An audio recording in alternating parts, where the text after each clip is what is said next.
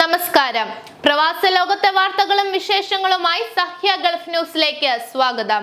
പ്രധാന വാർത്തകൾ.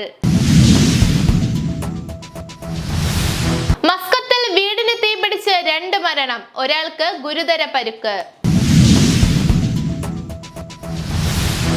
ലോകകപ്പ് യോഗ്യത ഒമാൻ ഇറാഖ് പോരാട്ടം വ്യാഴാഴ്ച.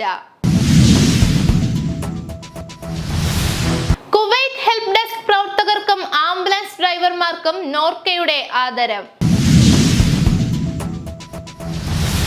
സ്കൂൾ ഫോട്ടോകൾ സമൂഹ മാധ്യമങ്ങളിൽ പങ്കുവച്ചാൽ കടുത്ത നടപടിയെന്ന് UAE. ഇന്ത്യയിൽ നിന്നും UAEയിലേക്ക് യാത്ര ചെയ്യുന്നവർക്കായി ഫാൽക്കൺ 4X കാർഡ് പുറത്തിറക്കി കൊട്ടക്.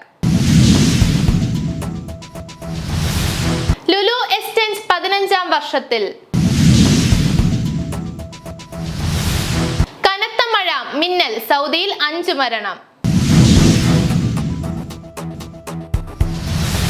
മസ്കത്തിൽ വീടിന് തീപിടിച്ച് 2 മരണം, ഒരാൾക്ക് ഗുരുതര പരിക്ക്.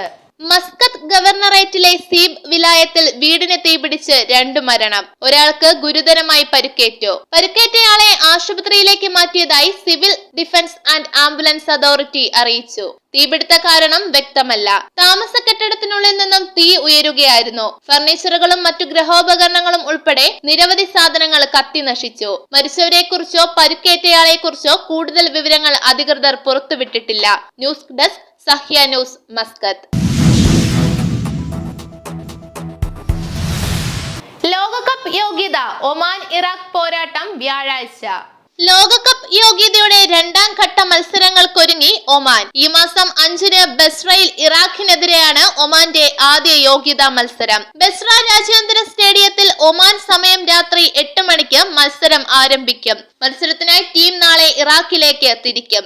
യോഗ്യതാ റൗണ്ടിലെ 2ാം മത്സരത്തിൽ അടുത്ത മാസം 10-ന് ഒമാൻ ദക്ഷിണ കൊറിയയും നേരിടും. മസ്കത്തിലാണ് മത്സരം. News desk Sahya news, Muscat. Kuwait help desk പ്രവർത്തകർക്കും ആംബുലൻസ് ഡ്രൈവർമാർക്കും നോർക്കയുടെ ആദരം. ജൂണിൽ കുവൈത്തിലെ മംഗഫിൽ ഫ്ളാറ്റ് സമുച്ചയത്തിലുണ്ടായ അഗ്നിബാധയെ തുടർന്ന് നോർക്ക റൂട്ട്സിന്റെ നേതൃത്വത്തിൽ ആരംഭിച്ച ഹെൽപ്പ് ഡെസ്ക് പ്രവർത്തനങ്ങൾക്ക് നേതൃത്വം നൽകിയവരെയും പ്രവാസി കേരളീയരുടെ ഭൗതിക ശരീരം നാട്ടിൽ വീടുകളിലെത്തിക്കുന്നതിന് സഹായിച്ച ആംബുലൻസ് ഡ്രൈവർമാരെയും ആദരിച്ചു. നോർക്ക സെന്ററിൽ നടന്ന ചടങ്ങിൽ resident vice chairman P. Sreeramakrishnan ആശംസാപത്രം കൈമാറി. അപകടമറിഞ്ഞ് 1 മണിക്കൂറിനുള്ളിൽ തന്നെ പ്രവാസി സംഘടനയായ കലാ കുവൈത്തിന്റെ പിന്തുണയോടെ ഹെൽപ്പ് ഡെസ്ക് ആരംഭിച്ചു. ദുരന്തത്തിൽ മരിച്ച പ്രവാസി കേരളീയരുടെ ഭൗതിക ശരീരം 24 മണിക്കൂറിനകം നാട്ടിലെത്തിക്കാനായത് ഹെൽപ്പ് ഡെസ്ക് പ്രവർത്തകരുടെ നേതൃത്വത്തിൽ നടന്ന പ്രവർത്തനങ്ങളാണെന്ന് P. ശ്രീരാമകൃഷ്ണൻ പറഞ്ഞു. News desk Sahya news, Kuwait.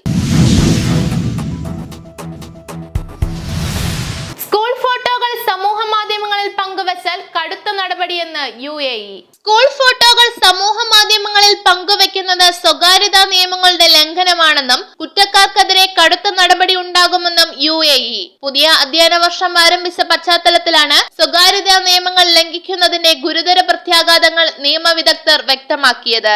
അനുമതിയില്ലാതെ വിദ്യാർത്ഥികളുടെ ഫോട്ടോ എടുക്കുകയും പങ്കിടുകയും ചെയ്യരുതെന്ന് കുട്ടികളെ ബോധവൽക്കരിക്കാൻ രക്ഷിതാക്കളോടും സ്കൂൾ അധികൃതരോടും ആവശ്യപ്പെട്ടു. News desk Sahya news, Abu Dhabi. ഇന്ത്യയിൽ നിന്നും UAEയിലേക്ക് യാത്ര ചെയ്യുന്നവർക്കായി ഫാൽക്കൺ 4X കാർഡ് പുറത്തിറക്കി കൊട്ടക്.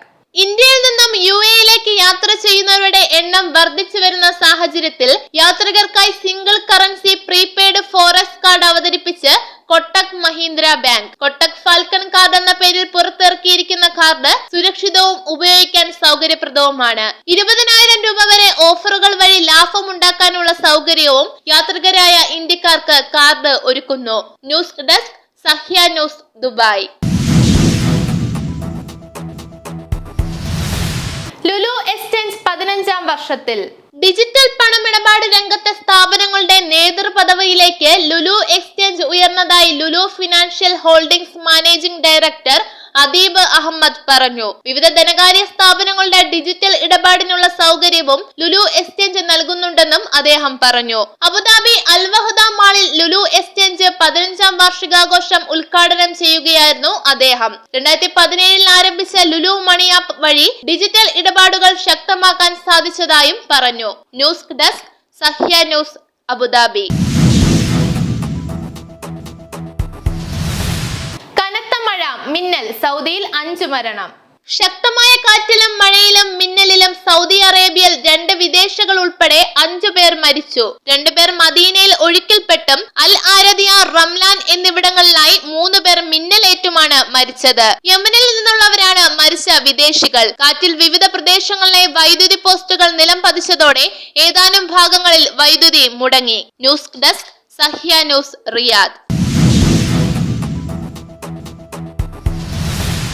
ഇനി ഇന്നത്തെ ഗൾഫ് രാജ്യത്തെ കറൻസിയും ഇന്ത്യൻ രൂപയുമായുള്ള വിനിമയ നിരക്കുകൾ.